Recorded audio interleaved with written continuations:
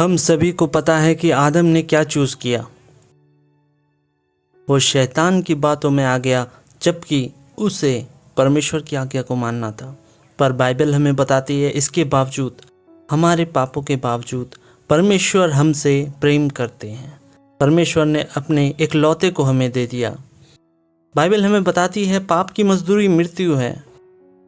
तो कैसी मृत्यु है ये? आप यहाँ से जैसे बाहर निकलेंगे आपको एक कब्रिस्तान मिलेगा जहाँ शारीरिक तौर पे लोग मरे पड़े हैं। हाँ, हम सबने मरना है। आज से 100 साल बाद यहाँ मौजूद हर एक व्यक्ति मारा जाएगा, या शायद 50 सालों के अंदर सबको मरना है। मैं 54 साल का हूँ और मेरा ज़्यादातर समय बीत चुका है, क्योंकि ये उस पाप की वजह से होता है जो शुरुआत से आज तक चला आ रहा है, और इसका इम्पैक्ट पूरे मानव जाति पर पड़ा है। तो ये आत्मिक मृत्यु क्या है फिर? क्या है आत्मिक मृत्यु? ये वो अवस्था है जहाँ आप जीवित हैं पर फिर भी आप मरे हुए हैं। आपने काफ़ी सारे मूवी स्टार को देखा होगा जिन्होंने हाल ही में सुसाइड किया है। हालांकि इनको कोई कमी न थी, जिनके पास पैसा था, जिनके पास दौलत था, जो अपनी मुकाम की ऊंचाइयों पर थे, पर फिर भी वे खुश नहीं थे। वे खुश नहीं थे। क्यों? क्योंकि वे आत्मिक तौर पर मरे हुए थे। हर एक की आत्मा परमेश्वर की छवि में बनाई गई है, और पाप के वजह से वो परमेश्वर से दूर हो गया है, और आपकी आत्मा परमेश्वर के लिए रोती रहती है, और इस वजह से वो चाहते हैं कि थोड़ी और धन इकट्ठी की जाए, थोड़ी और शोहरत बटोर ली जाए, तो मेरी आत्मा तृप्त हो जाए। पर समस्या यह है कि आप खुश नहीं होते हैं। वे हमेशा ऐसी चीज़ों की तलाश में रहते हैं और वो कभी तृप्त नहीं हो पाते। आपकी आत्मा जो परमेश्वर की छवि में बनाई गई है, वो परमेश्वर की खोज में रहती है, और वो तब तक तृप्त नहीं हो पाती जब आप अपने जीवन में प्रभु यीशु को ग्रहण नहीं कर पाते। आप हमेशा बाहर की खुशी तलाशने की कोशिश करते हैं और वो आपको नहीं मिलती। एक और प्रकार की मृत्यु है जो अनंत काल के लिए है, जिसे प्रभु नर्क कहते हैं। नर्क ऐसी जगह है जहां आप प्रभु से और उनके अनुग्रह से अलग हो जाते हैं, सिर्फ हमारे पापों की वजह से, हमारे गुनाहों की वजह से। और बाइबल इस ओर इशारा करती है कि प्रभु यीशु भी मानते थे कि एक स्थायी स्वर्ग, एक स्थायी दुनिया और एक स्थायी नर्क है। इन सब के बावजूद परमेश्वर हमें प्रेम करते हैं और वो हमें बचाना चाहते हैं, और परमेश्वर के पास एक अद्भुत प्लान है कि आप बचाए जाएं। उन्होंने निर्णय लिया है कि वे मनुष्य के रूप में इस संसार में आए जो प्रभु यीशु थे। प्रभु यीशु का कोई शारीरिक पिता नहीं था। वे एक कुंवारी मरियम के गर्भ से जन्मे। मरियम लगभग उस समय 16 या 17 साल की थी, और वो गर्भवती हुई, किसी मनुष्य के द्वारा नहीं बल्कि पवित्र आत्मा के द्वारा। और उसने एक बच्चे को जन्म दिया, और वो बच्चा बड़ा हुआ और लोगों को सिखाने लगा।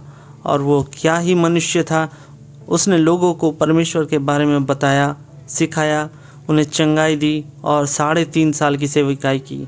और रोमन सैनिकों ने उन्हें जेरूसलम की शहरी दीवारों के बाहर उन्हें ले गए। उन्हें पीटा गया जब तक कि उनके पीठ से खून बहना ना शुरू हुआ। उन्हें कांटों का ताज पहनाया गया, उनके चेहरे से खून बहने लगा। उन्होंने उनकी दाढ़ी खींची, उन्होंने उनके हाथों पर कीलें ठोक दी। जब तक ये हो रहा था, 72,000 स्वर्गदूत ने अपनी तलवारें निकाली और तैयार थे कि इस दुनिया को बर्बाद कर दे। पर प्रभु यीशु ने कहा, नहीं, मैं इनसे बहुत प्रेम करता हूँ।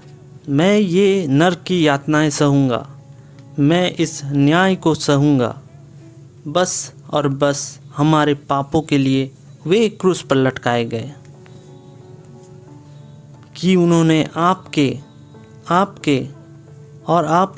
और मेरे पापों को अपने ऊपर लिया।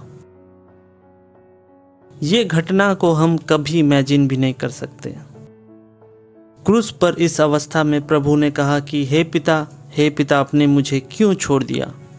उन्होंने आपके, मेरे और संसार के हर एक मनुष्य के पापों को अपने ऊपर ले लिया, और जो सज़ा हमारे गुनाहों की हमें मिलती वो हमारी सज़ा को क्रूस पे उठा लिया। पौल कहता है वो हमारे ही कारण खुद पाप बन गया। वो हर एक के गुनाहों को, हर एक के पापों को अपने ऊपर लिया। वो एक व्यभिचारी के पापों को, एक खूनी के पापों को, एक चोर के, एक डकैत के पापों को अपने ऊपर लिया और उसे भुगता।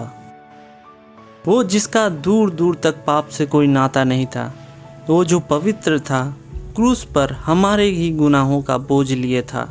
और जब उसके चेले उसे ढूंढने कब्र में पहुँचे तो स्वर्गदूतों ने कहा कि वो यहाँ नहीं है, वो जी उठा है और वो आज भी जीवित है।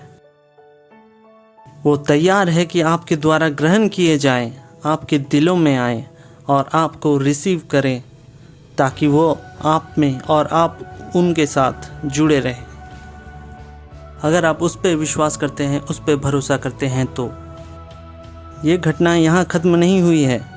परमेश्वर की आगे की भी बहुत सी योजनाएं हैं, और परमेश्वर की ये प्लान है कि प्रभु यीशु को वापस इस संसार में भेजा जाए। ये घटना कब होगी मुझे नहीं मालूम, पर बाइबल हमें इस ओर इशारा करती है कि बहुत जल्द वो आने वाले हैं। हो सकता है कल या अभी से 1000 साल बाद, हमें नहीं मालूम, पर बाइबल बताती है कि जब ऐसा होगा हमें एक नई दुनिया मिलेगी, जहाँ ना तो मृत्यु होगी, ना दुख, ना रोना होगा, बस शांति ही शांति होगी। शेर और मेमने एक साथ लेटे रहेंगे। पर जब तक ऐसा ना हो, हमें अपने पाप वाले स्वभाव से बाहर आने की आवश्यकता है।